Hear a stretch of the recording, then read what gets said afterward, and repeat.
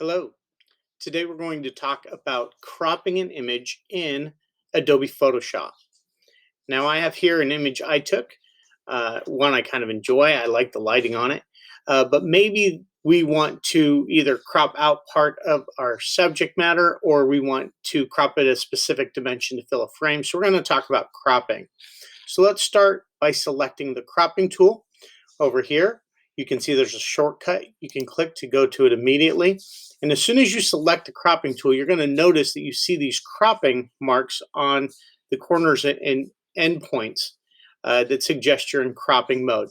Now you can do this manually simply by clicking an endpoint or a corner and changing the crop to where you like. Select the area you want to keep.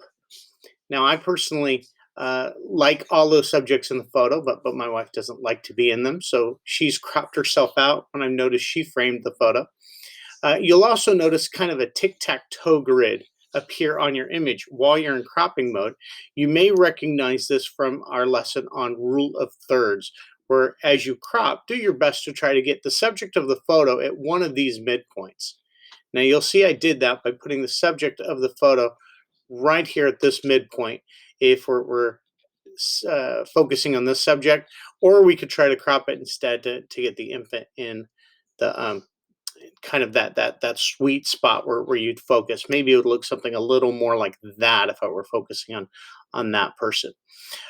So when you have the crop you like, simply hit the enter key and that will remove the extraneous information. I didn't quite get the subject all the way out, so I'm going to actually try that again. Crop in a little more and then enter, and hopefully you'll get the subject you like. Now if for some reason that's not exactly what you wanted, so let's go ahead and undo that. Maybe you needed a very specific size to fit a frame. Perhaps maybe you're putting this in a 3x5 frame or an 8x10 frame. When you select your crop tool, you'll notice up here in your properties area that you have the ability to crop it to certain dimensions. You can crop it to certain ratios, or you can actually put in a custom amount.